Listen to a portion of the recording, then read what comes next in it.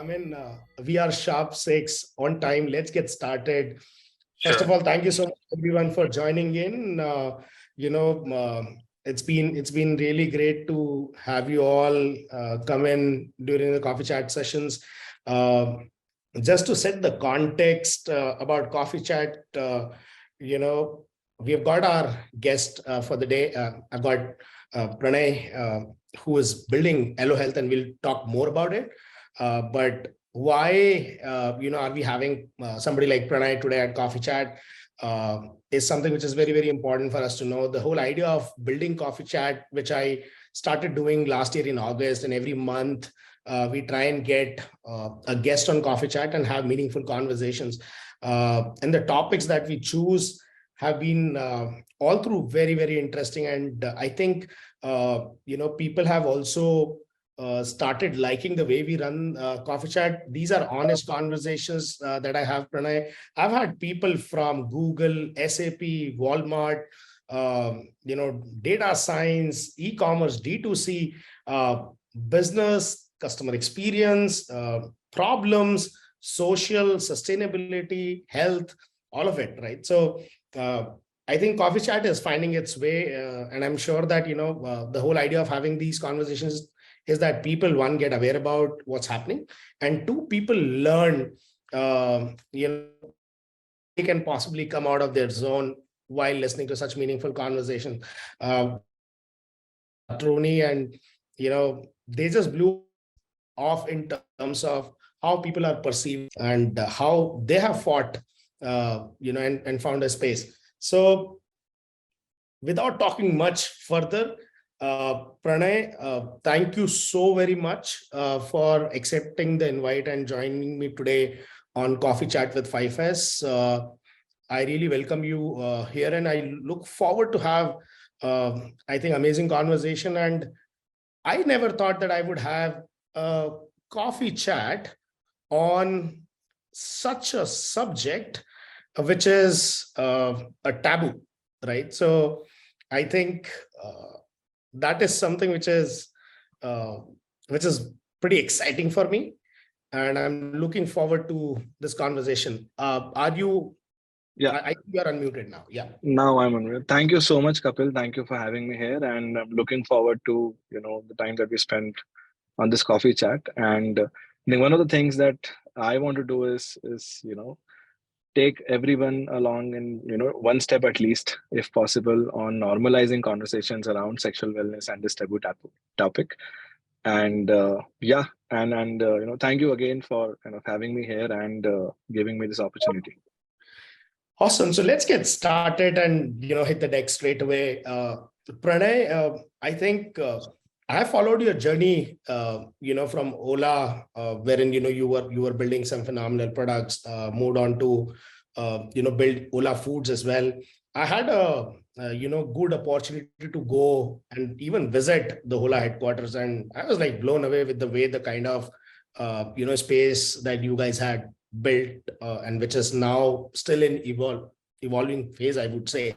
So why don't you give a quick 2 minutes background for the audience about how have you come across all these challenges, your journey at Ola, various roles that you played, what were the key problems that you had, and how difficult was it to solve them? Yeah, so I think 2 minutes is too less a time for that, but I'll try. So hi everyone, this is Pranay. People largely, whoever knows about me knows that I've spent almost a third of my life at Ola, which is close to about 10 years. And that has been like a very, huge contentment and, satisfying experience, I would say.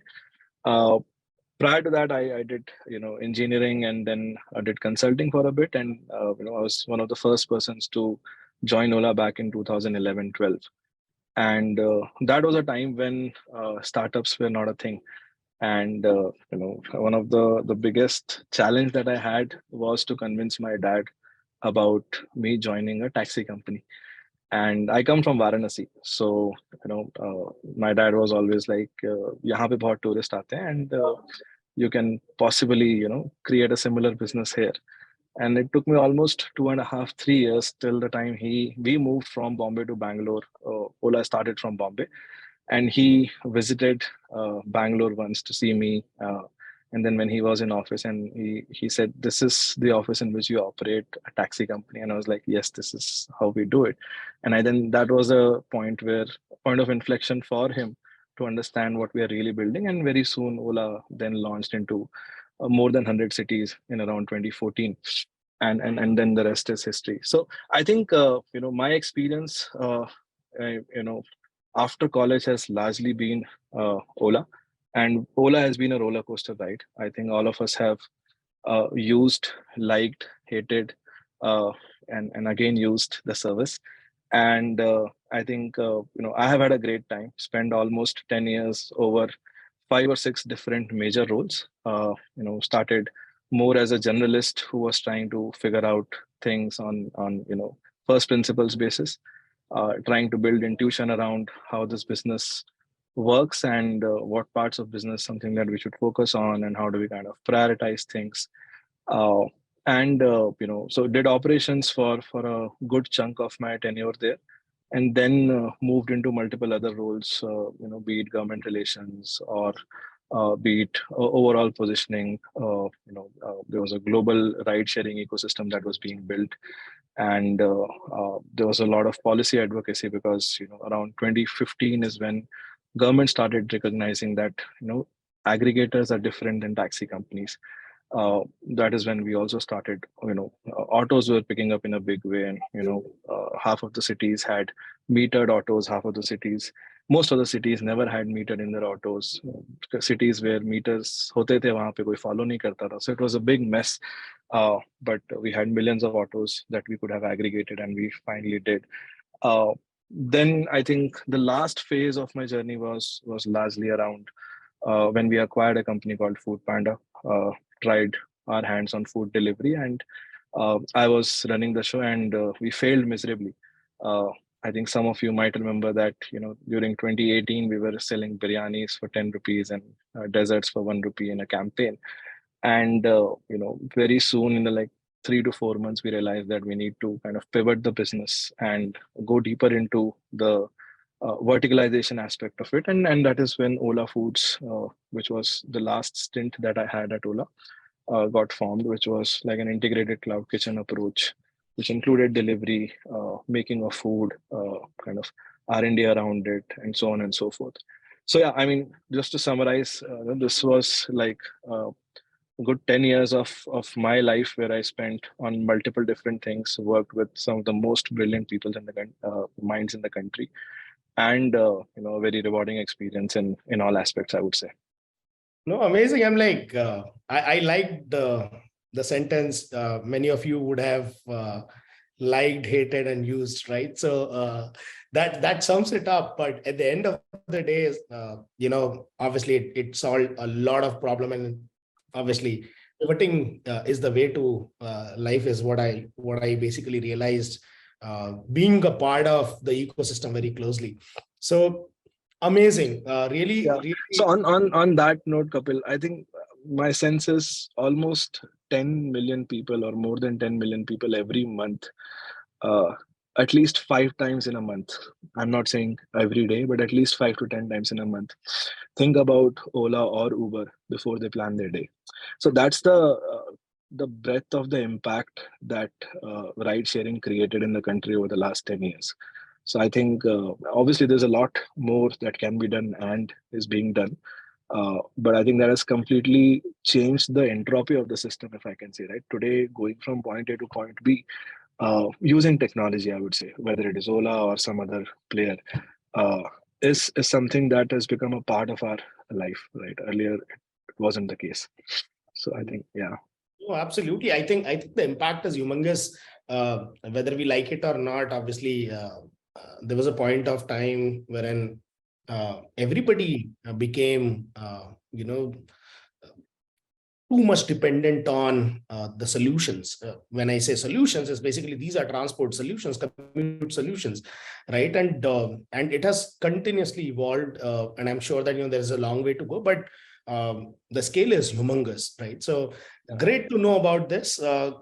great journey, I would say. And I think that's where we would now possibly, jump onto our subject for today. When did Allo Health happen as an idea, right? What was the real story behind it? I'm not really looking at the investor story, but the real story that went behind the scenes when you thought that this is a problem that I would want to solve. Yeah. No, and I mean that has been a very interesting phase, I would say, of my life where uh, you know I moved out around March last year and decided about Allo sometime in October last year.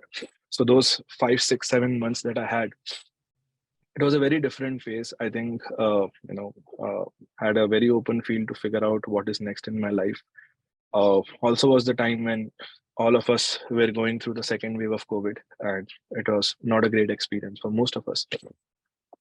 And but I was very clear that I want to do something in the healthcare space. And I mean, the simple reason that I had made up for myself was that I want to focus on the depth of the impact, in whatever I'm doing for the next 10 years.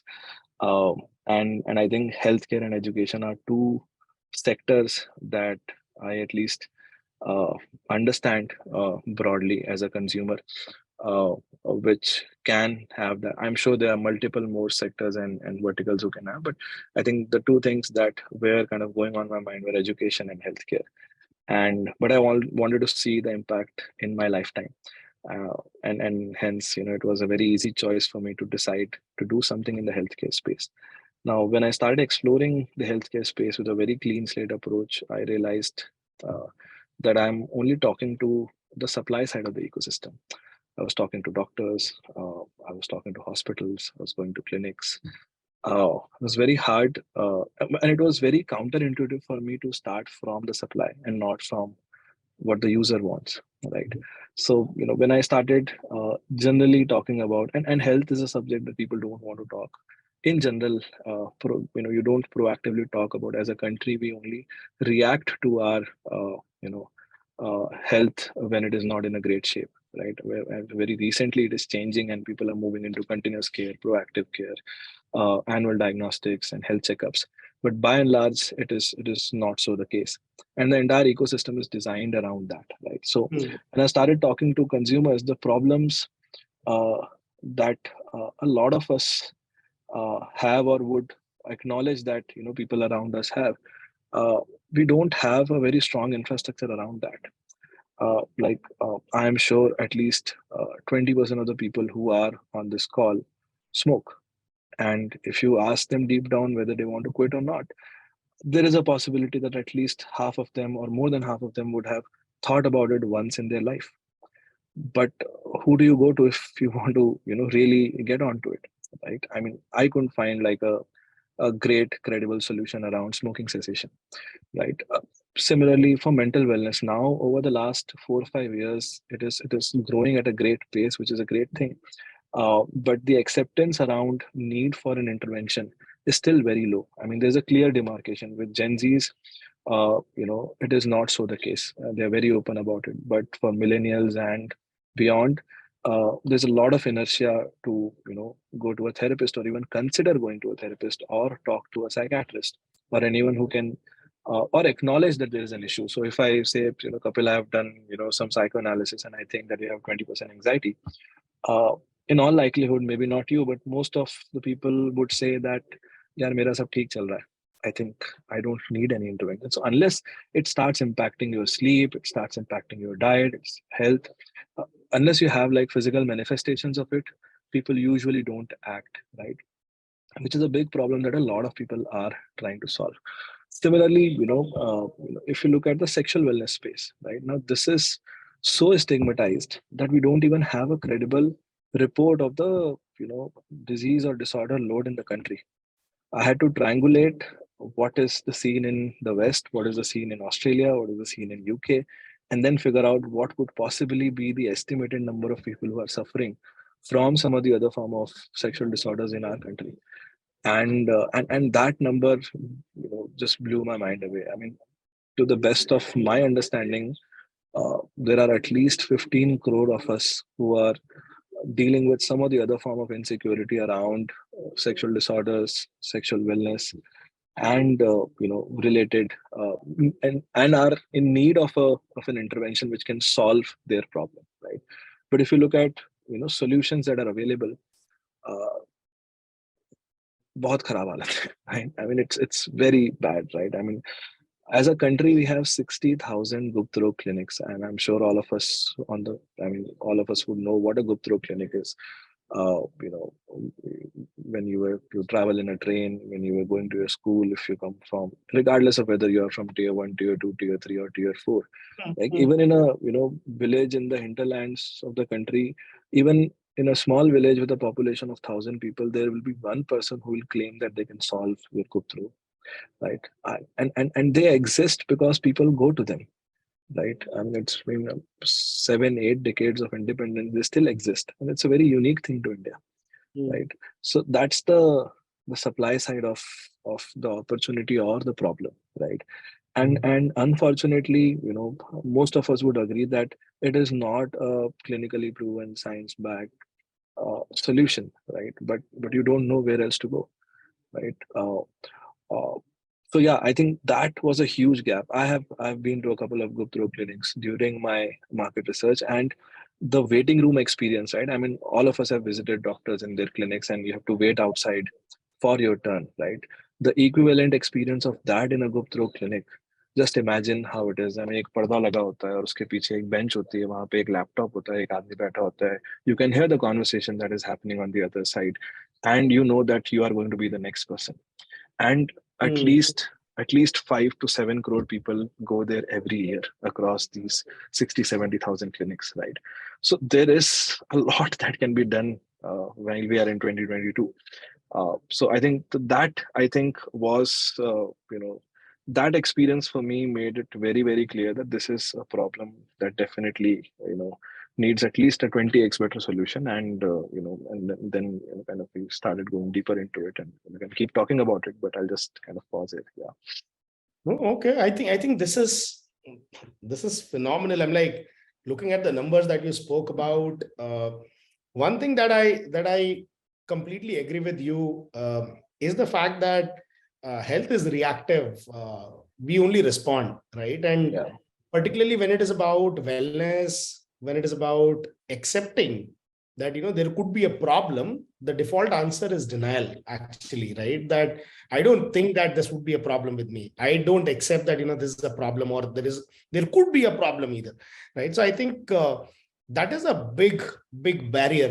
So while you spoke about the market, particularly in India, what do you think is the future? How do you see the future of this particular space? Do you see that the first phase of your work would be more on kind of breaking that barrier of accepting or asking questions, or you feel that that has already started?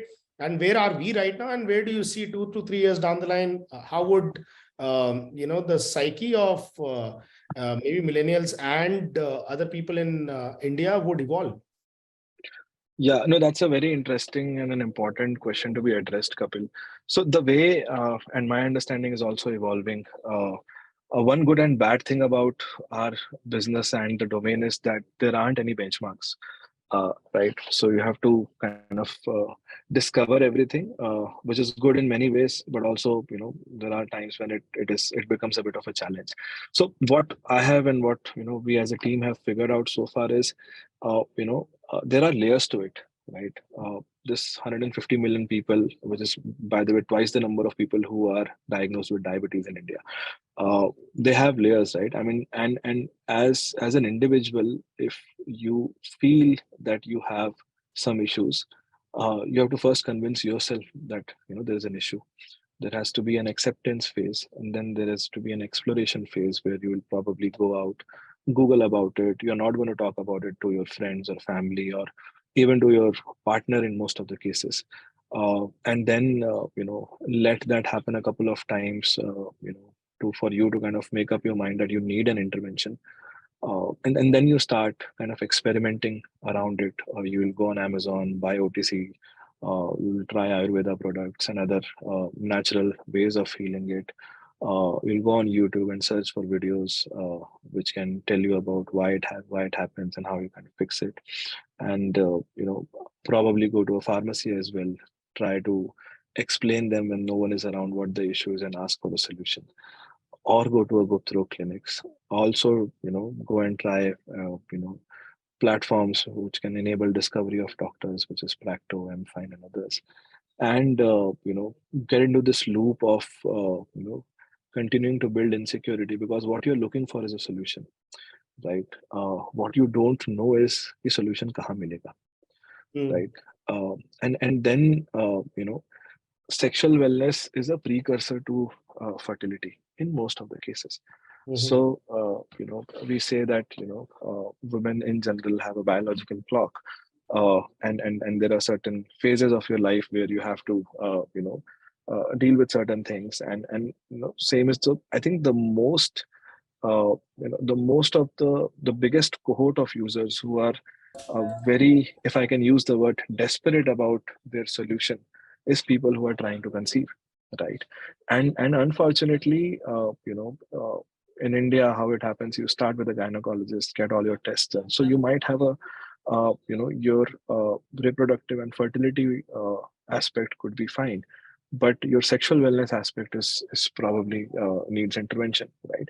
Now, so those are the cases which have the most urgency, I would say, Mm. and are one of the first set of people who are reaching out to us, and a bulk of our patients come through gynecologists or fertility experts who are diagnosed with psychogenic erectile dysfunction or premature ejaculation or pain during sex or vaginismus and issues around that, right? So I think that's like the top layer, which is which requires an urgent intervention and a solution. And then you keep going down, and there are different cohorts and different problem statements. Like a large part of people who uh, come to us in the age range of 18 to 24, uh, they believe that they might have masturbation addiction or porn addiction. Less than 10% of them actually eventually end up being diagnosed with that, right? So I mean, that shows us that this lack of sexual education in the country, right? We all know that. And great that people are cautious, kids or the Gen Z's are cautious about it, but they would have probably just, if they had a credible source of information which they could have read, or had some source of sexual education or sexual health awareness, this would have not even been a problem for them, right? And I mean, there are different cohorts and different need states that each of these users have.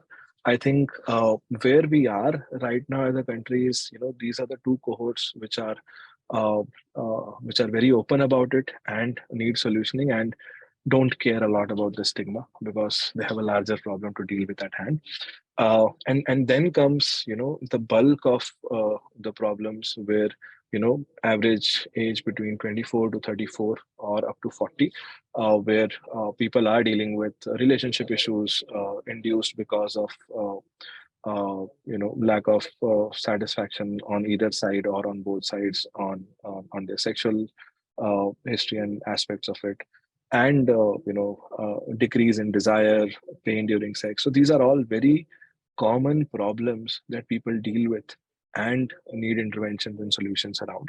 Mm. Most of the times, people have to cross that bridge where they move from an acceptance phase to looking out for a solution phase. And as we grow and as we expand, hopefully, we uh, try and create enough trust for them to consider Allo as one of the options where they can get a resolution from. Just like there are multiple other avenues for them to seek, be it Guptro clinic or pharmacist or alternate medication and so on and so forth.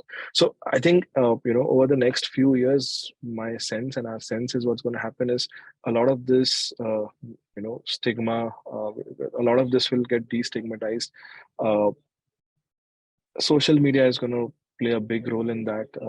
Today there is no information arbitrage is close to zero, right? And people are more open about having honest conversations. People decoupling their sexual wellness from who they are. I think it's just like any other common issue, right? Which probably needs solutioning. So I think a lot of destigmatization has to happen over the next 2, 3, 4 years, and And we believe and we would want Allo to be like the torch bearer of destigmatizing the entire situation. Cool. I think this is very interesting. So then this now makes me think and go into more of a solutioning phase. As in, we have spoken about the volume of the problem. We have spoken about the problem itself. We have spoken about how people are making it much bigger problem because they are in that confusion stage. Then there is stigma. They feel that they are in denial phase. So when I talk about Allo, how are you looking to solve this problem? And there have been a few attempts also being made earlier in this space, and possibly it may be because sometimes solutions take time, might or might not work. Just give me a minute. Right. Yeah. So sometimes solutions work, sometimes solutions might not work. You might be in market ahead of time. So what are you looking to do? Is it more of a content phase for you right now? Wherein, because you talked about we need to make sure that the stigma goes away. So awareness phase is something which is very important. Or how are you largely dissecting this problem into various phases, and what is in it for people that they can expect from Allo as an approach over next few months or years? Yeah. So I think the way we are looking at it is, there are three pillars to how we are approaching it. One is the entire normalization aspect, which is if I can say, the go to market or the reach out, where across different layers of cohorts of users, depending on their urgency and different need states, we want them to understand that Allo or Allo like businesses can give you credible science-backed, clinically proven solutions that work. Unlike most of the other solutions that exist, which usually have a placebo effect or are not very effective. Had they been effective, there was no need to create an Allo at the first place, right? And we would have never had this kind of a patient load in the country. So I think that's one track where there's a lot of content. There's a lot of, so the idea is to create a source of truth. Problem abhi kya hai, Kapil? If I go and search on Google, what are the possible solutions for my erectile dysfunction or for my vaginismus problem? You will get, on one extreme, you will get WebMD, which is like very credible, correct information, but as a layman, you can't consume it. WebMD is a bible for in the medical world, right? On the other side, you get so much of user generated content that you will see different perspectives around the same issue, so you don't know isme se kaun si baat sahi hai. So what is really missing is the accuracy and authenticity of a WebMD, which is consumable by people like us. So you need a one source of truth which is available online, which you can rely on, right? Just for your confusions, right? I mean, people don't know what they should do and what they should not do during first time sex, as an example, right? So I think if there is one microsite or a place where you have all of this, which is vetted by experts, which is in consumable, which has videos, guidebooks, podcasts, blogs that you can consume at your convenience. That is anonymous. That is free. That's like the content layer that we're talking about, right? Then if you have mild doubts or some basic questions around XYZ, how this happens or this has happened, is it hundreds of questions. And I don't know if some of us would know Dr. Vatsa, who is no more with us now, but he ran a column for 40 years in Mumbai Mirror, where he used to answer, there used to be a thing called Ask This Expert, where he used to answer questions around, people concerns around, different aspects of sexual well-being. So I think, can we create something of that sort online, where today I can go anonymously and ask my question, and within 24 hours an expert is replying rather than just any of us replying, so that at least I get more clarity. So this is the content layer that we're talking about, where you don't have to come and talk to an expert, or go through any treatment or procedures, and just by the convenience of your phone at a time of your choice, in the most discreet way, without paying anything, you get the right information in place. So that's the replacement of the sex education that we believe we need as a country. So that's one strong pillar that we are really working on, and you'll see a lot more coming over the next few months. The second aspect is the entire protocols, right? Which is where so sexual disorder is a outcome, right? The root cause could be multiple. It could be psychological, anatomical, behavioral, biological, or a combination of these things, right? So how do you triage the problem is also a complex thing. So what we did at Allo was we brought all these specialist doctors in one room with 10 cases each of sexual disorders that they have seen, and ask them to debate and discuss in terms of how will they together solve these issues. And over a period of time, by the time we reached 60, 70th case, there was a rule engine that got created, and it's getting refined with every patient, right? That helps us kind of negate what is not required, right? So if there are certain indicators which tells us that you don't require this, not an anatomical issue, it's a psychological issue or it's a biological issue. So that helps us assign who the right set of specialists should be for this particular type of intervention. Then how the specialist deals with that is also a set of protocols, right? And this is exactly how all public health systems operate. If you go to NHS, if you go to US, all public health systems are designed with an intent that जब मेरे पास user आया है या patient आया है तो मैं उसको कितना जल्दी अपने सिस्टम से बाहर निकाल सकता हूँ. How soon can I make this my time available for someone else, right? Absolutely. Unfortunately, in India, it's the reverse, right? When you go to a hospital, then by and large, I mean, So I think that defying the conventional way of dealing with a patient is something that this approach allowed us to do, right? So अगर तुम्हें सिर्फ doubt है तो तुम सिर्फ content layer पे आओ और जाके अपना clarification low and you are good, right? Tomorrow if you need more understanding, you watch videos and you're good. But you still feel that you need an expert, you first tell us why do you need an expert, right? And then when you are with an expert, the expert is also aware of what the issue is.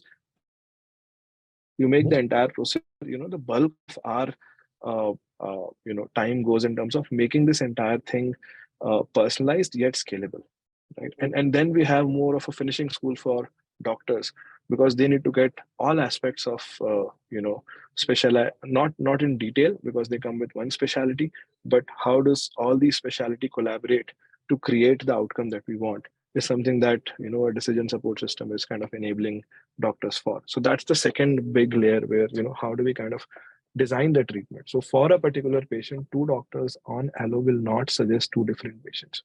As an engineer, it always used to start, yeah, science है ना वो भी, तो दो अलग-अलग कैसे हो सकता है, right? So I think I've taken it too much to the heart and trying to design that, which is basically helping doctors to arrive at what should be the right treatment for a particular scenario. So that's the second bit that we're working on.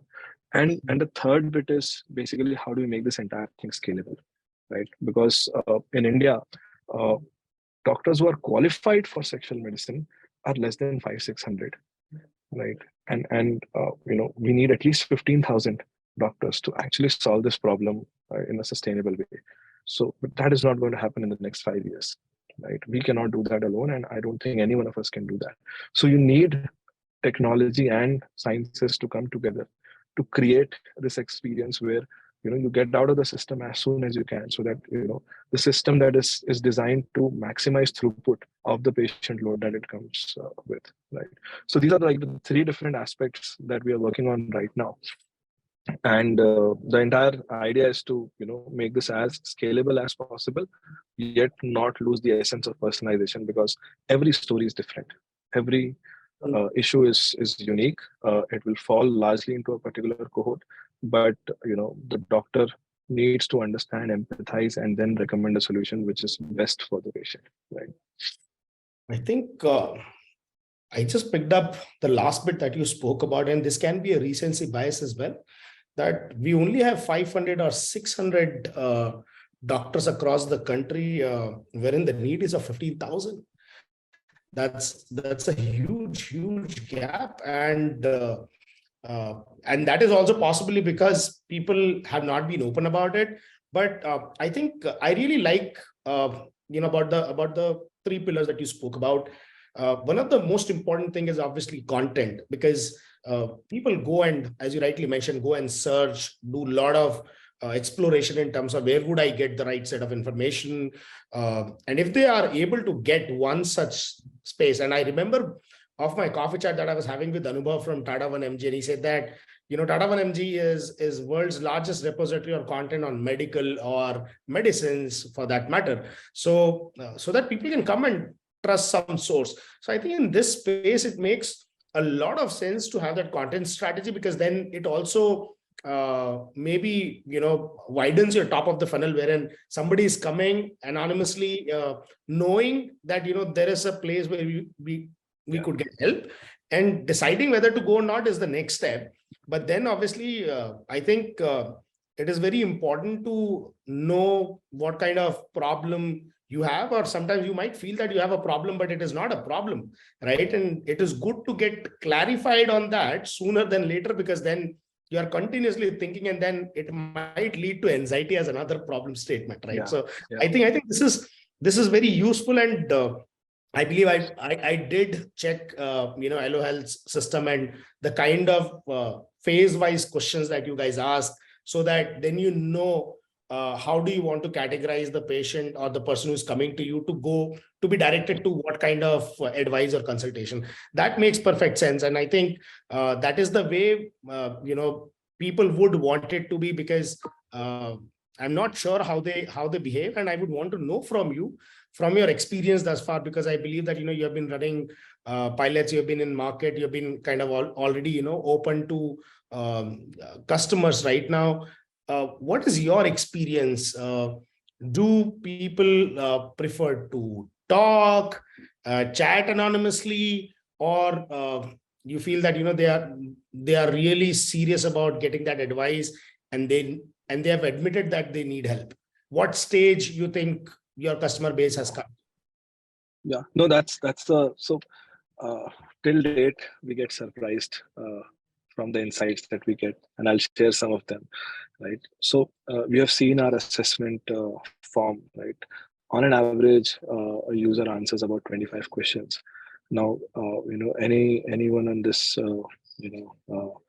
chat who's a product manager would say, "या तुम 25 questions user से भरवा रहे हो पैसा लेने से पहले." There are 25 opportunities for him to drop off, for her to drop off. Right. Rates on assessment form completion is above 90%. Right. How much? So no product 90%. 90%. Okay.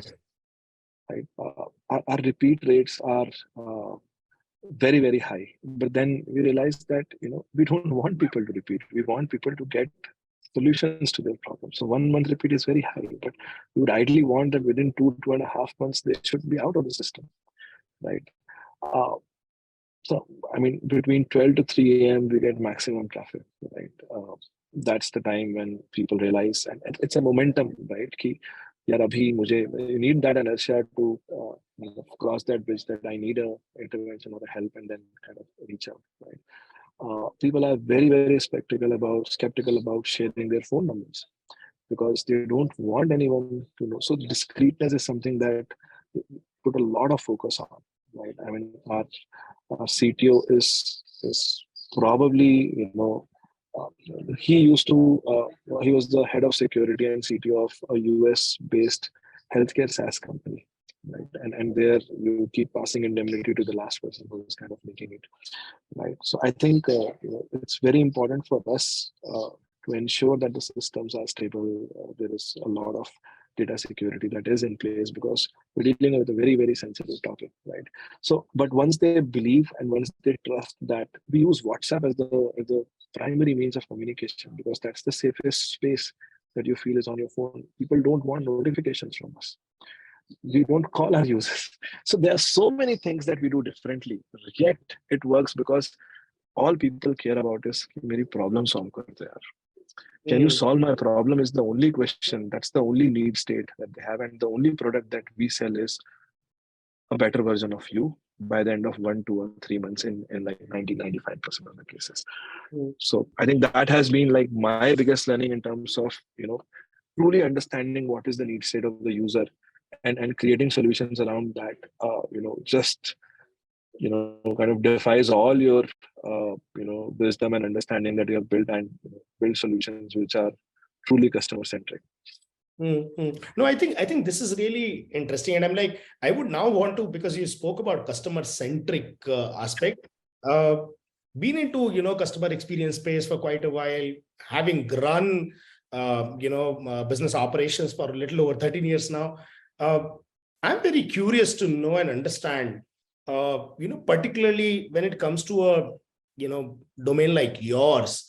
One, privacy is extremely important. So, and you mentioned that people are skeptic about sharing their coordinates, because they would then feel that, would I get threatened, or would I feel that, would I be made to feel that it is a much bigger problem, or I'll get honked by number of calls that I'll get, because today you go on to one insurance website and then you get call from five, right? What if somebody calls me or messages me tomorrow that, hey, you have a problem, why don't you come and meet me? And I'm like, who told Who you are you? about it, right? So I think this is something which is a much bigger problem. So how are you ensuring privacy of the people who reach out to you? And because I'm like, you are in a space wherein you cannot reach out to the customer and say that, hey, how did you feel about the conversation that you had, right? I'm like, somebody who has no idea about the conversation reaching out, because at the end of the day, you would say that, okay, my customers are happy. How do you know that your customers are happy? So how you are designing that entire system around privacy, maintaining experience while having conversations with the customers, because there would be different aspects, because I understand that in your case, it would content layer, consultation layer, and then obviously medication layer as well, right? Because what kind of medication you need to do. So you would sell certain set of medications also to them. So how do you ensure that privacy is ensured and customer conversations are meaningful depending on how customers want it? So just a bit on this entire design. Yeah. So I think it is based on one fundamental principle that there are two set of people or folks that every user interacts with. Interaction could be over chat, over a phone call, or over a video call, or whichever medium, right? One is doctors and experts who actually go into the content of the problem and recommend solutions. And second is our in-house care experts, as we call them. They are the folks who look at the entire process. So every intervention with a doctor uh, gives, is obviously tracked in the system, and the system throws the next 2 or 3 steps out of that, right? Which means that you need certain medications to be shipped, or there is a therapy that needs to be scheduled, or you need to come back and talk to me after a week because I want to see progress, depending on what the situation is. So that information is something which is common, right? That goes to the care expert, that goes to the user, that is but the care expert only knows how do we take people to the next phase or to the next step, right? So they manage the patient journey, but not the content around the journey. And doctors have full context of the journey and suggest the next steps, right? So this demarcation around roles and what their key responsibilities are uh, is fundamental to the system design, and so I mean the housekeeping, the bookkeeping, the databases, everything is kind of decoupled at that level to maintain discreteness and anonymity of the problem statement of every user, right? No, so I understand, and then so while we have spoken about the experience on and the privacy on the customer side is right now, you also have a supply side which is possibly a very high IQ, less available commodity in market, and a niche area, right? So how easy, difficult, or good has been for you to manage the supply side, which is the doctors, experts, and consultations there? Because as you said, that there is scarcity there, and out of that scarcity, then there are various sources through which they are being pulled through in various conversations. or consultations like at Allo Health. So would you see the bottleneck on that side, on the supply side? And as you talked about scalability, which is more on the technology side, how do you really want to, or how do you really aim to bridge that gap?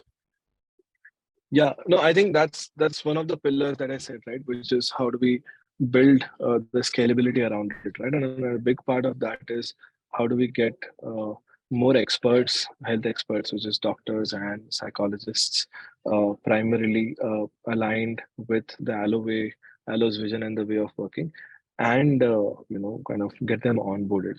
So, like as we speak today, we have about 25 odd doctors in our system. And you'll have to build this ecosystem, right? So which is where we did first batch of our training academy, which is more like a finishing school for doctors who are psychiatrists or neurologists who are interested in the field of sexual medicine. So it's a 3-month course that we do, which we have designed in house. And I think before that we were very, very lucky to have a very great expert panel of doctors who got aligned with what we are doing very early on, right? And I think that is like the building block of the entire protocol system and the decision support system that we are building. And the curriculum that we have built is around that, right? So the first batch that we did was about which finished last month, and the intent is to get certification, get implementation partners around that, and make this sexual medicine vertical much more mainstream in the doctor ecosystem, right? So that's a process which is going to be very high effort, will take a lot of time, but that is the only way in which you can create more experts who can then eventually join platform, or at least solve sexual medicine in whichever shape and form they are doing, right? So one of the things that एक तो normalization of sexual wellness on the consumer end, second is making this entire sexual medicine branch much more mainstream in the country is also something that you have to do in parallel. Mm-hmm. No, I think this is very interesting. I did not even realize that it's been 50 minutes we have been talking, right? And usually, we keep coffee chats for 45 minutes, and then I keep about 5-10 minutes buffer, and we haven't taken any audience questions as well. So, let's take one, and then maybe, look at closing the chat. And if there are others, people, please feel free. We'll try and see if we can accommodate. Otherwise, I'll ask Pranay separately and we'll respond to you. So someone has asked that, while there are many such online consultants that are available, and I think it started from Practo, right? So long back, how would people, and why would people come to Allo? Is it only because there is a vertical expertise being built in one particular niche area, or basically Allo becomes a subset of something like Practo? Yeah. So I think that's a very important question to be addressed. So I think the fundamental difference in which we are building is we take ownership of the wellness outcome. We are not a platform which connects you to an expert. On the Allo platform, as a patient, if you come, you don't decide who is going to be the doctor. We decide on who is going to be the doctor, because that's the biggest difference, is that it's not a consultation platform which connects you to a doctor and then you guys are on your own, right? And unfortunately, that does not work in the sexual wellness space, right? And for people who have experienced and tried that would know it. And that is the key cohort of users who come to us today, right? Because we're still very new and have not been able to build that kind of trust. And healthcare mein trust, one is that you can consistently deliver high quality outcomes over a period of time, right? And the other ways, you kind of, if you have to short circuit that, then you have to give enough confidence and enough knowledge and information, which is where the content layer is, where we are significantly investing. So yeah, I think the biggest difference is that we take ownership of wellness outcomes. The success rates are very, very different. But yes, when you are going to talk to someone for the first time, you might not be in a position to differentiate that. So that is something that we'll have to solve over a period of time, Milan. Well, I think so. As last one, we have spoken about the cause, we have spoken about the problem, we have spoken about the scale of the problem, and one of the biggest problems is to make people realize that there is a problem, right? Let's talk some business, right? In terms of the way you are setting up or you are scaling up Allo, what are the key matrices that you personally are looking to build on or drive on as you scale this to solve a problem at a much, much larger scale? Yeah, yeah. So I think one metric that we are really, really obsessed about is what is the success rate at the end of 2 months, right? And very soon we are going to launch a 6 month check-in because 99% of the cases get a resolution within 6 months, because some exceptional cases which might not get, uh, to see if there is any sort of relapse or any reoccurrence of the issue that they came up with, right? So I think these are the two metrics that I would want the entire organization to be obsessed about, because if we fundamentally do these two things right, then everything else will follow, because the user or the couple, any gender identity जो आया हमारे platform पे वो इसलिए आया था कि उसको अपनी प्रॉब्लम को सोल्यूशन चाहिए, right? And if we're able to deliver on that really, really well, and be obsessed about it, I think that would be like a big, big, big milestone for us. I'm like, I think I would just have one disconnect, and maybe you can help me where I'm possibly missing on it.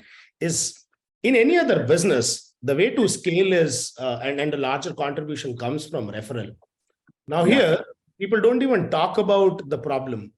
Do you think that having very high success rate would bring you more business, or is it like satisfaction is good enough? Because from a business perspective, at the end of the day, if you have high success rate, that also should mean that you would get more people coming in, adopting to your way of solving the problem. But here in this case, I'm like, how would people refer, because they don't even talk? So how would you then look to scale up? Because this for sure is not going to help you get referrals, which is the way almost all the businesses on the consumer side of things have scaled up. Yeah, so that's a sort of a double trouble for us, right? Because अगर लोग अपने experiences के बारे में बताते और share करते तो गुप्त रोग clinics बंद हो जाते, Yeah. right? And if we are providing high success rate, you don't get the benefit of it in form of referrals, right? But the reality is that in your very, very close cohort, you still share. You don't share it like as soon as it happens, but you always have those 2 or 3 people. So if you look at these 500 doctors, right, these doctors have no time. They see more than 60, 70 patients every day. And all of that is because of word of mouth. If I ask you to open practice and search for those doctors in Bangalore, you won't be able to do it, right? Because it's very hard for you to figure out just by the years of experience, college, and degree that who is a sex expert or a sexual medicine expert and who is not. So I think what I'm trying to say is that over a long period of time, there's going to be some effect of referral, but not to the level that you expect in any other part or any other domain of business. The other side is, the content layer and the overall reach and positioning of Allo as an expert who is trying to solve things the right way has already creating, and the intent is that will create a lot of evangelism. So people who don't even have an issue are talking about it, right? So that's the biggest form of referral or of word of mouth that we want to thrive on and rely on, right? That's the real essence of the brand, which people can trust, can give benefit to, in the business. So I think there are two aspects of it. One is, agar mera problem Allo ne theek kiya, I will be very happy. I will not talk about it in the market, but I will tell it to 1, 2, or 3 people in my circle. And over a period of time, the impact of that is going to be way slower than how it happens in a regular referral environment. Second is,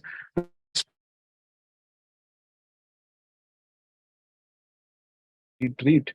There are 500 more people who had got clarification without spending a single rupee anonymously. That is going to create a lot of evangelism that we want to rely on. Okay. I think this is very interesting. My last one, because I think the more and more we are discussing, I'm getting more curious to understand.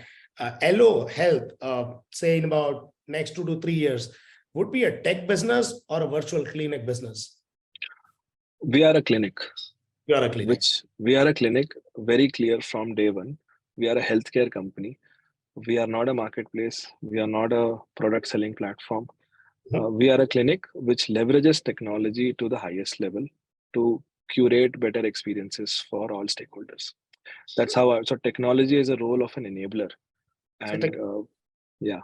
yeah, so tech is enabler here. I think that amount of clarity itself, talks about how do you really want to scale. So I think it was pretty insightful for me personally, right? And while I did try to do a decent amount of research on this subject about what Hello does, how you do it, I think a lot of people coming in and staying and listening to the subject talks about, it is not a subject that people would anymore shy away from, right? Being part of that conversation. So I think there's a lot that has to happen in this space, and I'm sure that you are doing a lot by creating those communication channels, and I'm glad that Coffee Chat with FiveS could possibly be one such platform for people who listen to us and who are actually listening to us, obviously through Zoom as well as LinkedIn Live,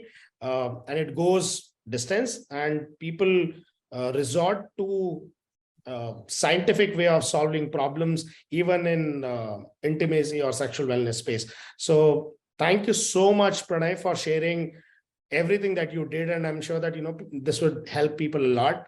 And with this, I would say, we come to an end of another coffee chat session before we get the next guest. So closing words from you. Oh, thank you so much, Kapil, and thank you everyone who has been patiently hearing to what I'm saying. And if you have anything more that you want to talk about, discuss, or share, you can reach out to me or anyone in the team, and we would love to kind of keep chatting. So, thank you so much, Kapil, for this opportunity, and thank you. Great. Thank you so much, everyone. See you soon on the next coffee chat. Thanks. Bye.